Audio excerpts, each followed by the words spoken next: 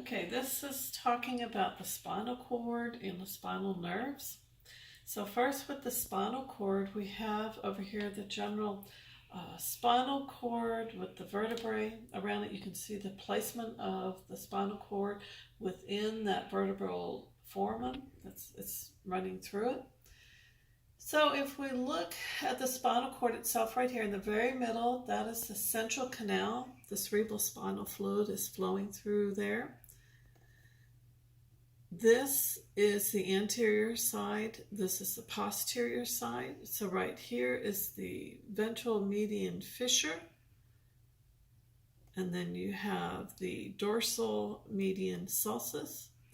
Those little divisions. Basically, it's almost like it's dividing the spinal cord into a right and left half. You'll notice in the spinal cord, which is different than the brain, in that the gray matter is in the middle or interior part, and then the white matter is on the exterior or superficial layers. The gray matter is often described as being in the shape of a butterfly. And so we call the different sections or areas where the gray matter is horns. So you would have your ventral horn, your lateral horn, and sometimes it's called dorsal, sometimes it's called posterior horn here. Where the gray matter is connecting between the two halves of the spinal cord is called the gray commissure. This is where it is passing from one side to the other.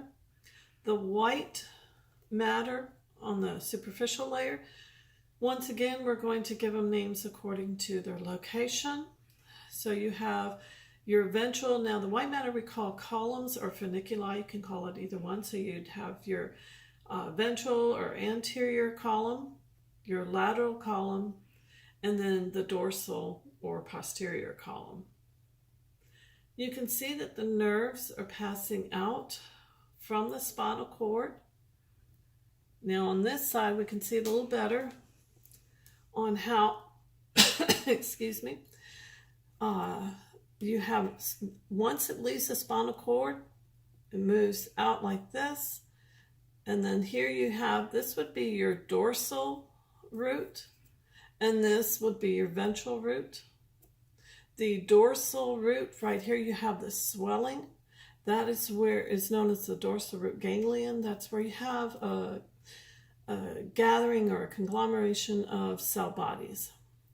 Now the dorsal root is bringing sensory information into the spinal cord, and the ventral root is bringing information away. So this is a motor.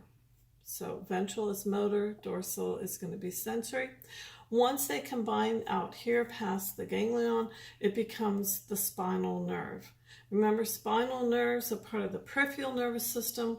Yes, they attach to the spinal cord, which is part of the central nervous system, but it's not part of the central nervous system.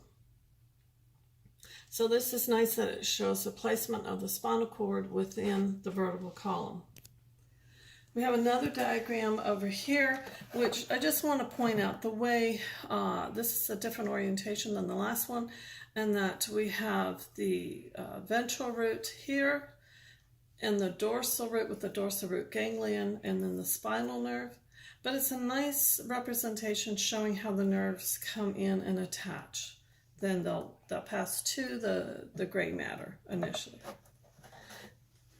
And then down here we have another slide or model. This is a nice representation showing with the vertebral column, and you can see how the spinal nerves are coming out in the back side here. So this would be the spinal cord up here with the spinal nerves protruding out between each of the vertebrae.